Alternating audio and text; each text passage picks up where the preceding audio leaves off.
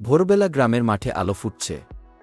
কৃষক মঞ্জুর আলম নতুন দিনের আশায় বেরিয়ে পড়েছেন তার ধানক্ষেতে। সকালে উঠেই চলে আসি খেতে। সার, সেচ, কীটনাশক সবই ঠিক মতো দিচ্ছি। আল্লাহ চাইলে ভালো ফলন হবে। প্রতিদিনের রোদে বর্ষায় মঞ্জুর আলম কষ্ট করে গড়ে তুলেছেন তার সোনার ফসল। কিন্তু এই পরিশ্রমের দাম তিনি পাবেন তো? এক দুপুরে হঠাৎ আকাশ কালো হয়ে গেল। শুরু হলো ভয়ঙ্কর শিলাবৃষ্টি। বড় বড় শিলা ধানের উপর আঘাত হানতে লাগল। হায় আল্লাহ! এইবার তো সব শেষ হইয়া গেল।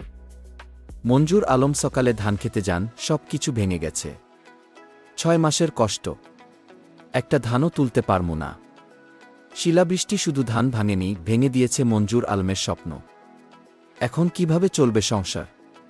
ঘরের ভেতর মঞ্জুর বসে আছেন মাথায় হাত দিয়ে, স্ত্রী চিন্তিত গলায় বলছেন, চালতেল তো ফুরায় আসছে। মঞ্জুর বলছেন, এইবারও যদি সরকার কিছু না করে আমরা আর টিকতে পারব না।